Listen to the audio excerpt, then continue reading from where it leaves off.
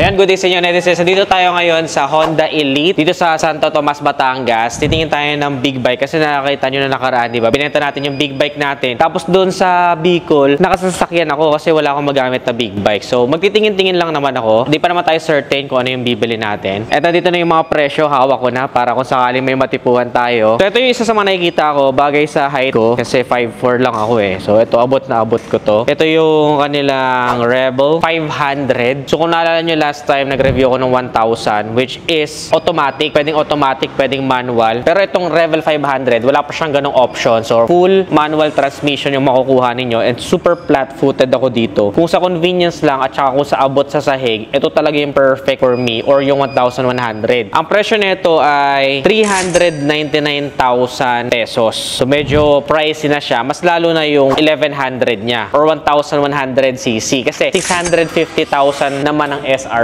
nun. So, medyo pricey lang siya. Ang problema ko lang dito dahil sa pagiging mababa niya, pogi siya, madali siyang dalhin sa height ko. Kaya lang, sa mga bankingan or cornering, doon ako medyo mahihirapan. So, I need something na adventure. So, actually, madami silang adventure. Ito isa sa nakita. Actually, ngayon ko lang ito nakita. Akala ko African Twin. NX500 pala to. So, 409,000 naman yung kanyang SRP. Sinubukan ko na ito kanina, pero obviously, medyo mataas siya. Pero kasi merong mga matataas na pwedeng one leg down ka pa rin. Tsaka medyo mabigat siya. So, di ko talaga kayang. Medyo, no? Kaya pa. Oh. One leg down. Super tiptoe. Kasi mas mahaba yung upper body ko kaysa sa lower body. So, doon ako medyo nahihirapan. Kaya merong mga babae na shorter than me pero abot pa rin nila yung big bike kasi mas mahaba yung lower body nila. So, ito pa isa yung XL750 nila, yung Transalp. Medyo kamukha din siya no? Adventure din to. Ang SRP naman nito ay 598,000. So, mas mahal siya doon sa NX500 kasi 750cc to. So, mas malaki na to. Ayan, medyo mas mabigat tsaka mas mataas. Mas mahihirapan ako itindig to. Yung 500, medyo kaya-kaya ko pa itindig pero itong isang to, mahirap na for my height. Pero alam mo, may napanood ako before na vlog ni Gakimoto. Itong kanilang African Twin, 5'2" lang si Gakimoto. Na-drive niya, which is, syempre, magkaiba kami ng experience when it comes to big bike. Tsaka kasi super experienced na siya. Talagang rider siya ng big bike. For me, ako kasi someone na ma-consider ko pa yung sarili ko na medyo beginner pa on the big bike category. So, I'm wondering if kakayanin ko din to. So, meron palang dalawang African Twin. Yung isa ay manual transmission na 950,000 pesos yung kanyang SRP. And then, this is DCT version or dual clutch transmission which is may option na siya, parang automatic na siya. So, clutchless na siya. At ito naman ngayon ay merong SRP of 1,170,000 pesos.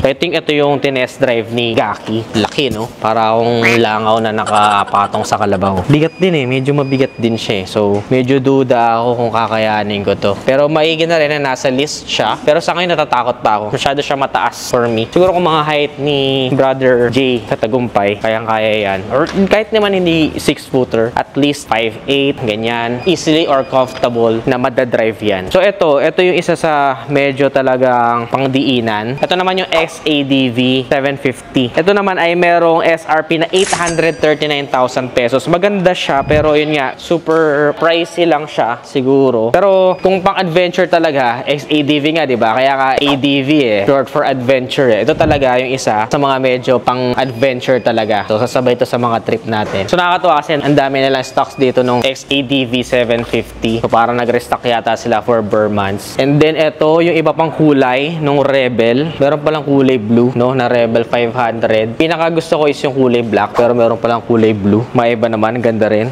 So, kung gusto niyo naman ng sports bike, which is galing na ako sa sports bike, medyo hindi ko talaga makayanan ng long distance yung sports bike dahil bukod sa maikli ng BS ko, medyo masakit din talaga sa lower back. Meron silang CBR 500R, ang SRP nito ay 389,000 pesos. So, ito ay 2-cylinder na option nila kung gusto niyo ng sports bike. Pero yung bago ngayon kasi is yung may e-clutch kung tawagin. So, parang electronic clutch na para mas mabilis maintindihan, halos parang semi-automatic automatic yung configuration niya. So, eto na yon, CBR 650R, which is 554,000 pesos naman yung SRP. Sobrang ganda ng tunog, 4-cylinder. Talagang yung roaring sound na andon, satisfy talaga yung eargasm mo. May 2 colors ako nakikita dito, black and red. Pero medyo inaay ko talaga. Ito kasi nakita ko, si Asian Fuckboy kasi halos kasing height ko lang. Ito yung dinadrive niya. CB650R. So may e-clutch din to if I'm not mistaken. Tapos bagong kulay to para siyang army green. Ayan matte green siya. So ito ngayon ko lang to nakita tong kulay na to. Meron naman tong SRP ngayon na 524,000 pesos. Itong CBR 650R ay 554,000 pesos. So mas mahal to. Mas mura to. 524 lang to. Ito 554. So mas mura yung naked version niya. So I think ito mas medyo sitting position niya at saka nakita ko kanina ito yung try ko. Medyo abot-abot ko siya. Pwede pa siyang ipa-lowering link para medyo mas abot pa natin. Pwede din tapyasan yung pinaka-seat. So may option dito. Isa to sa medyo nasa listahan ko na. Satisfying ang tunog. Perfect sa height ko. Pwedeng pababaan. Tapos syempre Honda yan Pero ito may nakita ko mas maliit CV500F. Itong isa. Kung gusto nyo ng magaan, I think ito yung naked version ng CBR 500R. 2-cylinder version niya. So, mas magaan to. Definitely, mas magaan. Parang if beginner, pwedeng i-try itong isang to. Kung gusto mo ng naked. Ngayon nga lang ako nakakita actually ito sa personal Itong CV500F. 379,000 lang SRP nito. So, if you want something na pang training mo lang, pang training ground ba for your first big bike, pwede din to siguro. So, pwede ko din itong i-consider. Pero yung iba, sasabihin, dapat tumaretso ka na sa 650. Pero, ayun, kung pang training ground mo lang, I think this one is good, no? Ngayon ko lang to nakita as an option. Nakatawa mamasyal sa mga ganito kasi nakikita mo yung mga option mo. I think ito yung CL500. So, classic din siya. Manual transmission. Mukha siyang Rebel, pero mas rugged, mas matangkad. Pwede din to. Medyo adventure ng konti. Pwede to, no? So, yun nga lang, medyo pang mga Coco Martin. More on pogi-pogi style kasi yung mga ganito So, ayan. Pwede din siyang option. So, ito pa pala yung ibang kulay ng CB500F. Meron siyang kulay black, meron siyang kulay gray. Ang ganda rin ito, no? Ang gaan nung sinakyan ko. Inverted na rin yung kanyang pinaka-telescopic port niya sa unahan. Inverted na rin. Naka-dual disc. Ayos din to isang to. Tsaka yung TL500. Okay din. So, parang good sila for beginner. Hindi overwhelming.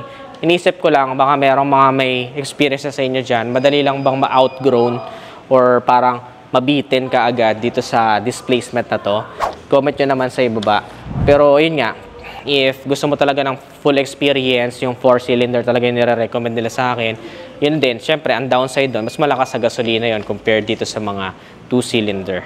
No? So, what do you think, Netizens? Kayo, may nagustuhan ba kayo? May personal recommendation ba kayo sa akin? Comment nyo naman dyan sa ibaba. At tingnan natin. Maybe matulungan nyo ako mag-decide ano yung pinakabagay sa akin na bike dito or kayo. Mayroon ba kayo napili na bike? Ano yung personal na nagustuhan nyo sa lahat ng feature natin ngayong araw? Comment nyo din dyan sa ibaba. Kung nagustuhan nyo ito, don't forget to give this video a thumbs up. Subscribe. Kung nagustuhan nyo ito, don't forget to give this video a heart.